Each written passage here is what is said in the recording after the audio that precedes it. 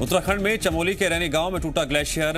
ऋषि गंगा जल विद्युत परियोजना का बांध टूटा। अलकनंदा नदी में बाढ़ जैसी स्थिति, कुछ लोगों के बहने की भी सूचना।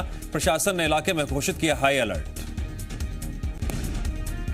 आज प्रधानमंत्री मोदी का बंगाल का दौरा। हल्दिया में एलपीजी टर्मिनल और डोबी दुर्गापुर पाइपलाइन का करेंगे उद्घाटन।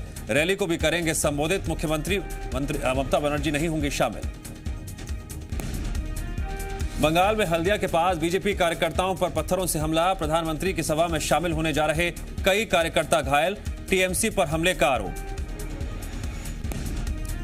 मध्य प्रदेश में ग्वालियर दौरे पर मुख्यमंत्री शिवराज सिंह चौहान। विमानतल परिसर से दीनदयाल बस और स्मार्ट सिटी बसों को हरी झंडी दिखाकर किया रवाना। इन बसों के जरिए कुपोषित बच्चों को इलाज के लिए इंदौर भी भेजा गया। ग्वालियर और मध्य प्रदेश वासियों के लिए खुशी की खबर है। 15 फरवरी से ग्वालियर मेला शुरू किया जाएगा। सीएम शिवराज सिंह चौहान ने मेला कार्यालय का उद्घाटन करते हुए इस बात की घोषणा की। कार्यक्रम में केंद्रीय मंत्री नरेंद्र सिंह तोमर समेत कई जनप्रतिनिधि और अधिकारी मौजूद रहे। मध्य प्रदेश के पूर्व मुख्यमंत्री उमा भारती की शराब और नशाखोरी के खिलाफ अभियान का सीएम शिवराज ने समर्थन किया है। सीएम शिवराज सिंह चौहान ने कहा, मध्य प्रदेश नशा मुक्त प्रदेश बने, इसके लिए प्रयास कर रहे हैं। इसके लिए आपका सहयोग चाहिए।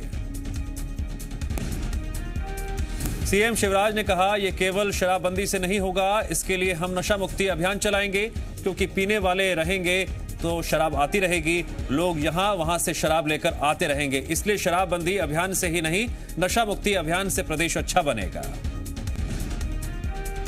मध्य प्रदेश की पूर्व मुख्यमंत्री और बीजेपी की फायर ब्रांड नेता उमा भारती ने बड़ा ऐलान करते हुए कहा, वो जल्द ही शराब और नशे के खिलाफ अभियान शुरू करने जा रही हैं। उमा भारती अपने गृह ग्राम डूडा से 8 मार्च से शराबबंदी को लेकर अभियान का शुभारंभ करेंगी।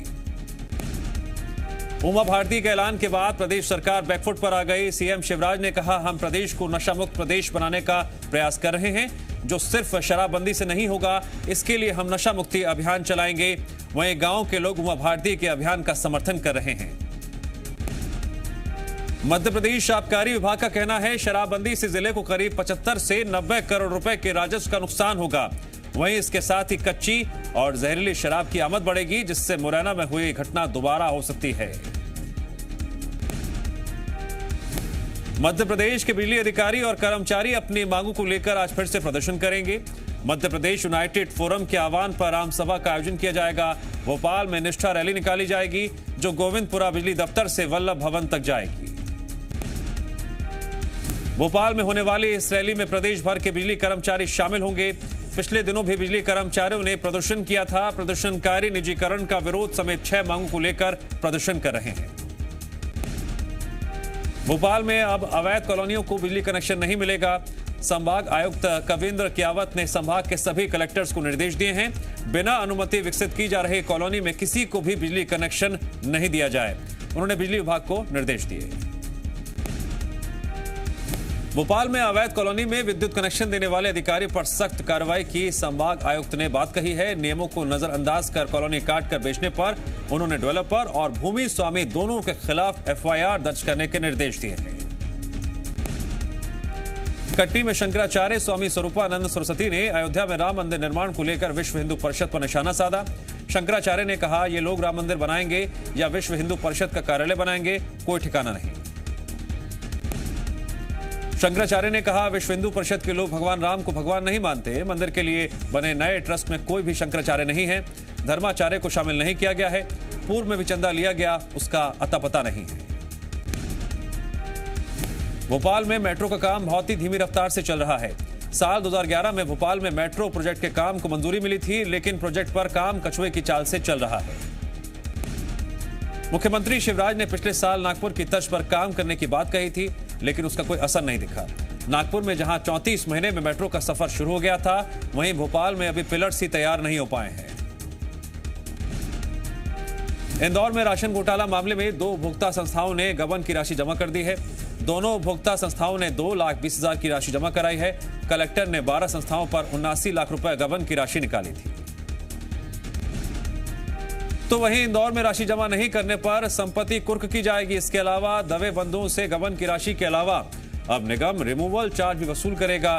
निगम दवे बंधुओं के 4 मकान तोड़ने का 7-8 लाख रुपए का खर्चा वसूलेगा। मध्य प्रदेश में चौंकाने वाला मामला सामने आया है। यहां से जेलों में तेजी से एड्स का संक्रमण फैल रहा है। पिछले 3 साल में 746 कैदियों की रिपोर्ट HIV पॉजिटिव आई है। मध्य प्रदेश की जेल में बंद संक्रमितों में महिला और पुरुष दोनों हैं। एड्स नियंत्रण सोसाइटी के अफसरों का कहना है सभी कैदियों की जांच हो तो यह आंकड़ा और बढ़ सकता है। उज्जैन के विक्रम विश्वविद्यालय में शर्मनाक घटना सामने आई। यहां MBA डिपार्टमेंट के सीनियर प्रोफेसर आपस में भिड़ गए। दोनों के बीच विवाद बढ़ गया। एक प्रोफेसर ने कपड़े फाड़ दिए, दूसरे ने चाबी से हमला कर दिया। प्रोफेसर डॉक्टर कामरान सुल्तान LLM करना चाहते हैं और वो अपनी क्लास का समय दिन में चाहते थे। डॉक्टर दीनदयाल वेदी को इस बात से आपत्ति थी, जिसकी वजह से विवाद बढ़ गया। कटनी पहुंचे CM शिवराज सिंह चौहान ने नगर निगम में अधिकारियों की बैठक ली, जिसमें आगामी पंचवर्षीय विकास योजनाओं और प्रेजेंटेशन को देखा और अधिकारियों से पूरे हो चुके कार्यों का विवरण भी लिया। CM शिवराज ने स्वनिधि योजना को सफलतापूर्वक लागू करने के लिए जिला प्रशासन को बधाई दी। अधिकारियों को निर्देश दिया अंतिम व्यक्ति तक सहयोग रुकना नहीं चाहिए। CM शिवराज ने कहा कटनी में ऐसे पार्क विकसित करें जिससे बाहर से आया व्यक्ति देखे बिना जा न सके। करीब 1.5 महीने पहले मध्य प्रदेश में अतिक्रमण कार्रवाई से सुर्खियों में रहने वाले कंप्यूटर बाबा अज्ञातवास से लौट आए हैं और चर्चाओं में हैं, लेकिन अब मध्य प्रदेश में नहीं छत्तीसगढ़ में सक्रिय हैं। कंप्यूटर बाबा ने छत्तीसगढ़ के मुख्यमंत्री भूपेश बघेल से मुलाकात की। इस मुलाकात के बाद राजनीतिक गलियारों में हलचल तेज हो गई। करीब 1.5 महीने पहले अवैध कब्जों और उस पर प्रशासन की कार्रवाई से लेकर गिरफ्तारी और जमानत मिलने तक काफी सुर्खियों में रहे कंप्यूटर बाबा। इंदौर में कभी जहां गंदगी फेंकी जाती थी, बदबू के चलते खड़ा होना मुश्किल हो जाता था, उस जगह को नगर निगम ने पूरी तरह बदल दिया है। वार्ड नंबर 49 के उमंग पैराडाइज मल्टी की बैकलाइन का नगर निगम की टीम ने सफाई करके सौंदर्यीकरण किया है। इंदौर नगर निगम ने इस बार स्वच्छता के 7 स्टार रेटिंग के लिए आवेदन किया है, जिसको लेकर हर जगह साफ सफाई की जा रही है। सरगुजा पहुंचे प्रदेश के खाद्य मंत्री अमरजीत भगत ने एक राशन दुकान का मुआयना किया और संचालक को जमकर फटकार लगाई। मंत्री जी ने राशन दुकान का मुआयना किया तो देखा हितग्राहियों को खराब चावल दिए जा रहे थे। सूरजपुर दौरे पर आए खाद्य मंत्री अमरजीत भगत ने कहा प्रदेश में बंपर धान खरीदी हुई है, ऐसे में धान उठाव में थोड़ी परेशानी हो सकती है और धान उठाव की समस्या से निपटने के लिए पॉलिसी तैयार की जा रही है। ग्वालियर में हनी ट्रैप का मामला सामने आया। रिटायर्ड बिजली विभाग के कर्मचारी के साथ युवती और उसके साथियों ने 6 लाख रुपए की ठगी की वारदात को अंजाम दिया। बैतूल के भैंसदेही इलाके से खाद्य विभाग की टीम ने दालों के सैंपल जब्त कर जांच के लिए भेजे हैं। भैंसदेही की किराना दुकान से फरियादी ने उड़द की दाल खरीदी थी। दाल धोकर देखा, दाल में से काला पानी निकलने लगा। भिंड जिले में 20 साल पहले तत्कालीन बीजेपी सांसद डॉक्टर रामलखन सिंह द्वारा शासकीय स्कूलों के लिए की गई कंप्यूटर खरीदी में घोटाला किए जाने का मामले ने तूल पकड़ लिया है। 2020 में कांग्रेस शासनकाल में खात्मा रिपोर्ट लगाई गई थी, लेकिन याचिकाकर्ता ने खात्मा रिपोर्ट पर आपत्ति लगाते हुए इसकी जांच की मांग की। शाहजहांपुर निवासी जवान दामोदर तोमर का पार्थिव शरीर उनके गांव तिलावत लाया गया। परिवार सहित हर किसी की आंखें नम थी। लोगों ने घरों की छत पर चढ़कर पुष्प वर्षा कर पुष्पांजलि अर्पित की। Stand up comedian Munawar Faruqui को देर रात इंदौर सेंट्रल जेल से रिहा कर दिया गया। फारूकी पर हिंदू देवी देवताओं पर आपत्तिजनक टिप्पणी का आरोप था। मामले की संवेदनशीलता को देखते हुए गुपचुप तरीके से दूसरे गेट से जेल परिसर से बाहर निकाला गया। मंत्री ओपीएस भदौरिया के बंगले पर फायरिंग करने वाले आरोपियों को पुलिस ने किया गिरफ्तार। 2 घंटे में पुलिस ने यह सफलता हासिल की। रतलाम में 5 महीने पहले फरार हुए गिरोह का पर्दाफाश। पुलिस की गिरफ्त में लुटेरी दुल्हन के गिरोह का मुख्य आरोपी मंगलेश। पुलिस आरोपी को अदालत में पेश कर करेगी आगे की पूछताछ। छत्तीसगढ़ में जल्द स्कूल खोले जा सकते हैं। इसको लेकर अगली कैबिनेट बैठक में फैसला हो सकता है। राम की नगरी अयोध्या में सीएम योगी हनुमानगढ़ी में रामलला के किए दर्शन। महाराष्ट्र के पालघर में साधुओं के बाद अब एक सैनिक को जलाने की वारदात। चेन्नई एयरपोर्ट से अगवा कर पालघर में 9 सैनिक को जिंदा जलाया। भारत बना रहा है कोरोना की 7 और वैक्सीन। जल्द ही तीनों वैक्सीन आएंगी सामने। चेन्नई से अगवा नौसेना के जवान को महाराष्ट्र के पालघर में जिंदा जलाया। 10 लाख की फिरौती न मिलने पर जवान की हत्या। एनसीपी अध्यक्ष शरद पवार ने उठाए किसानों पर दिए सचिन तेंदुलकर के बयान पर सवाल। महिंद्रा की गाड़ियां होंगी महंगी, कंपनी दोबारा बढ़ा सकती है अपने सभी वाहनों की कीमत। पुराने और प्रदूषण फैलाने वाले वाहनों को कबाड़ में बेचने पर मिलेगा इंसेंटिव, सरकार जल्द करेगी घोषणा। 100वें टेस्ट में दोहरा शतक जड़ने वाले दुनिया के पहले बल्लेबाज बने रूट ने 218 रनों की पारी में तोड़े कई रिकॉर्ड।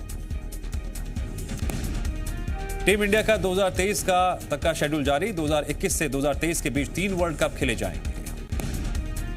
इस साल होने वाले T20 वर्ल्ड कप की मेजबानी करेगा भारत। आईपीएल 2021 में खेलते नजर आ सकते हैं सचिन तेंदुलकर के बेटे अर्जुन। नीलामी के लिए बेस प्राइस तय। अमेरिका के पूर्व राष्ट्रपति डोनाल्ड ट्रंप को अब नहीं मिलेगी कोई खुफिया जानकारी। राष्ट्रपति बाइडेन बोले उनकी जुबान फिसलने का खतरा। ट्रंप शासन पर चौंकाने वाली रिपोर्ट। ट्रंप के राष्ट्रपति रहते लगातार दूसरे साल हेट ग्रुप्स घटे। चीन ने दूसरी वैक्सीन को कंडीशनल अप्रूवल दिया। नेपाल को मदद के तौर पर 5 लाख डोज देगा। कंप्यूटर बता देगा कोरोना से मौत कब होगी, दावा किया जा रहा है। डेटा रिसर्च के बाद आर्टिफिशियल इंटेलिजेंस 90% सटीक जानकारी देने में सक्षम। अब अमेजन के सीईओ नहीं रहेंगे जेफ बेजोस। हर सेकंड कमाते हैं 1,81,000 रुपए।